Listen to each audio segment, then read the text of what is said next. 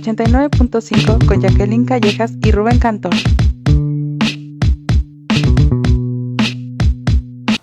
Hola, buenos días. Hola, Rubén. Hola Jackie, buenos días. Pues el día de hoy estamos muy felices porque vamos a estar con un escritor ecuatoriano y le hicimos una entrevista hace unos días, entonces la vamos a presentar. Esta va a constar de 2 partes y esta es la primera parte. Entonces les dejamos con Juan Romero Vinuesa, escritor ecuatoriano y poeta, y bueno, nos vemos en la siguiente parte. Ay, El día de hoy contamos con la colaboración y en la entrevista de un poeta ecuatoriano llamado Juan Romero Vinuesa. Hola Juan. Hola Rubén, hola Jackie, ¿cómo están? Muchísimas gracias por la invitación. Y bueno, es un poeta ecuatoriano, pero ya lleva un rato viviendo en México.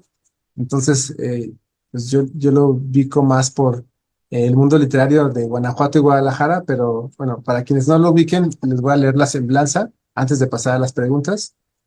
Juan Romero Vinuesa nació en Quito, Ecuador, en el 94. Es un poeta y editor, graduado en literatura en la Pontificia Universidad Católica del Ecuador y maestro en literatura hispanoamericana por la Universidad de Guanajuato. Y creo que ahorita estás por entrar al doctorado, ¿verdad, Juan? Sí, voy a entrar al doctorado en agosto de 2024 en la Universidad de Michigan, en los Estados Unidos. Y bueno, también es coeditor de Cráneo de Pangea. Y entre sus libros voy a mencionar algunos porque son varios. Está Revólver Escorpión, está, perdón, Damerum o Cómo Reventar a los Ídolos, el cual obtuvo la mención de honor del Premio Nacional de Poesía Jorge Carrera Andrade 2019. Y también está Lírica Fracturada para Traductores Tristes. Y para mencionar otro, Breves Escenas de Realismo Suburbano, algunos editados en Ecuador, otros aquí en México o en España. También tiene algunos libros publicados en España con la editorial Liliputienses.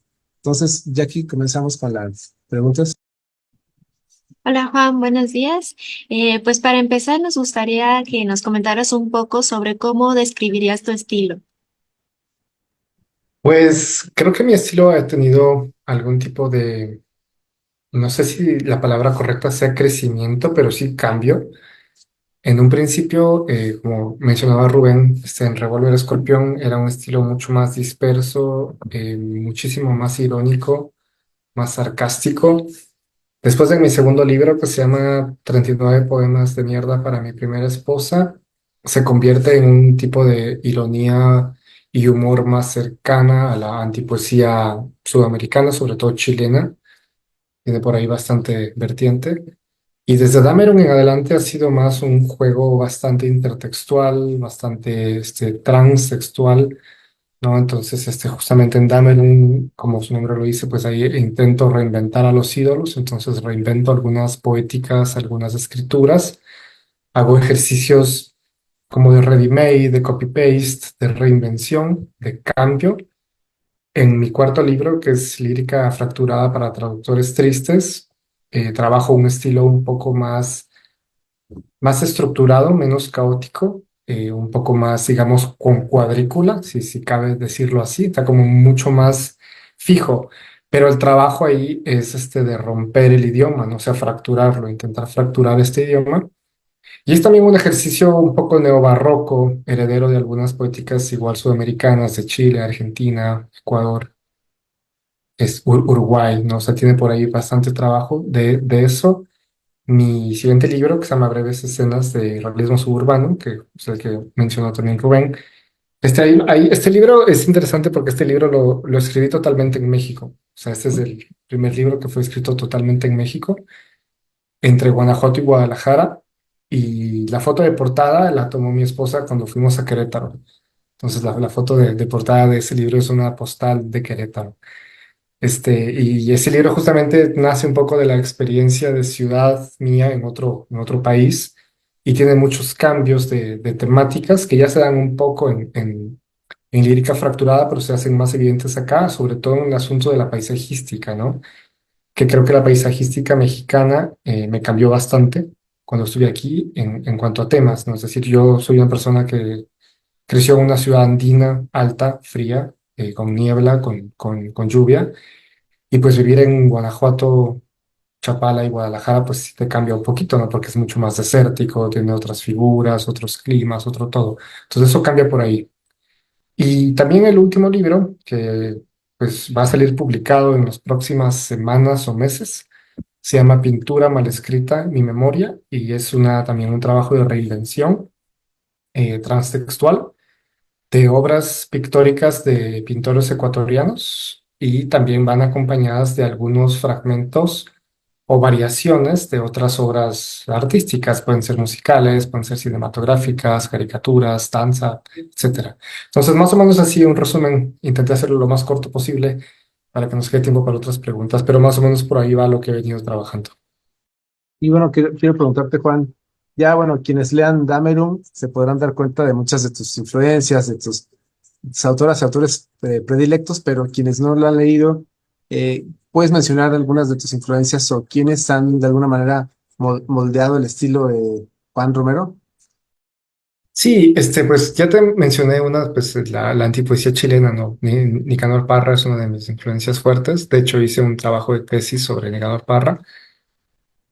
También un autor ecuatoriano que se llama Juan José Rodinaz ha sido importante para mí, muy importante, sobre todo desde su trabajo de pensar las cosas irreales, ¿no? Del trabajo de la irrealidad que puede existir en el texto. Otro autor que menciono, bueno, autora en este caso, una autora que menciono en Dameron y que también siento que es muy importante para mi trabajo y para mi crecimiento como escritor, es una autora argentina que se llama Mercedes Roffet. Mercedes tiene justamente un trabajo muy fuerte con la cuestión pictórica, ¿no? Ya le interesa mucho cómo trabajar el texto versus la cuestión pictórica versus las pinturas. Y de hecho es interesante porque ella en alguna entrevista que le hice hace un tiempo, ella me comentó que parte de sus grandes influencias a nivel artístico no eran escritores, sino eran pintores, ¿no? Es decir, sacaba de ahí alguna cuestión importante. Y también creo que después de haber estado en México 6 años, como es el tiempo que he estado acá, creo que también he ido adquiriendo muchas más importancia y mucha más presencia dentro de mi propia obra, dentro de mis propias lecturas de la tradición mexicana, ¿no? Y en eso tengo que ser muy honesto. Cuando yo vivía en Ecuador, pues no llega tanta cosa de México, ¿no? Llega como lo más famoso, lo más canónico, ¿no? Obviamente te llegan cosas de Paz, de Pacheco, ¿no? De los grandes ventas que tiene el Fondo de Cultura Económica, pero otras escrituras un poco más under casi no llegan. Y hasta cierto punto fue muy importante para mí, para mi crecimiento como lector de literatura mexicana, ciertas páginas web, como por ejemplo Poesía Mexa, ¿no? Que comparte un montón de literatura en poesía mexicana de libre descarga que se puede leer en cualquier lado. También tuve una buena amistad con varios autores acá. Siento que uno de los autores mexicanos, digamos, más modernos que me ha marcado bastante, pues es este Ángel Ortuño, ¿no? Un autor de Guadalajara que hace poquito murió, que también, o sea, como ven, hay una vena ahí irreal, humor, ironía, que está como rondando siempre en lo que yo trabajo. Entonces creo que esos cuatro ahorita así como que se me vienen a la mente como figuras importantes han estado presentes en la mayoría de cosas que he escrito.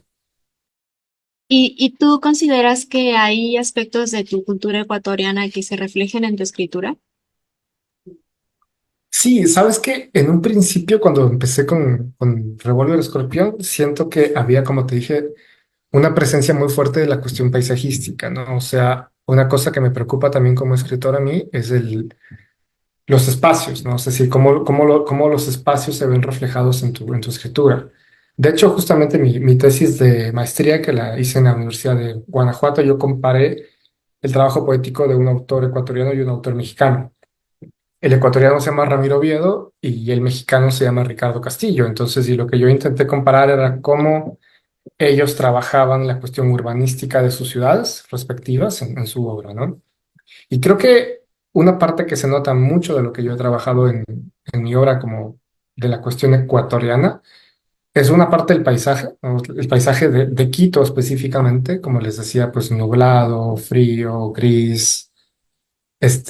Hay una presencia muy importante de esas figuras, sobre todo en Revólver Escorpión. Yo no me había dado cuenta, pero un amigo colombiano una vez leyó mi libro y me dijo, oye, tú tienes una obsesión con la niebla. Y yo dije, pues no me había dado cuenta. Y luego pues ya empecé como a releerme y era como, es verdad, o sea, ahí hay una figura importante. Entonces ahí empecé a ser más consciente de que estas cosas geográficas, paisajísticas me llamaban mucho la atención.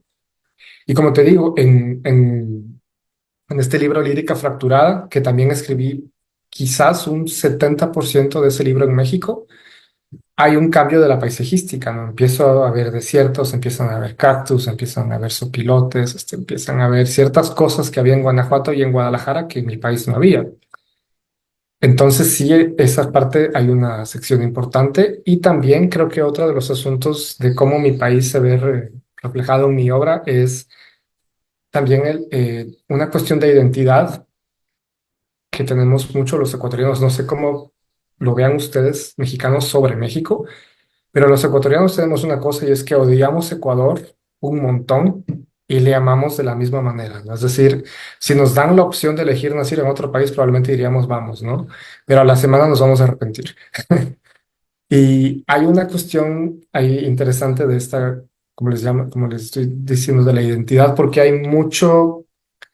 un trabajo de varios autores de mi país, no solo yo, otros que también han trabajado el asunto de las mofas o las burlas al ser ecuatoriano, ¿no? A la cuestión nacional, al pensarse que somos como ese residuo de Perú y ese residuo de Colombia, esa cosa que no es imperio inca, pero tampoco es la Gran Colombia, que tampoco es el virreinato de Perú, es como una cuestión de que somos y no somos, ¿no? Entonces creo que eso también es una parte que está reflejada en mi obra y pues en el último libro particularmente es la cuestión de trabajo justamente de poemas basados en obras pictóricas de pintores ecuatorianos, ¿no? Entonces intento también como reconfigurar mi experiencia personal de habitar Ecuador, mi experiencia personal de odiar Ecuador y de amar Ecuador de la misma forma, a partir de ciertos cuadros que me parecen importantes en mi vida, en mi educación sentimental, por llamarlo de alguna manera.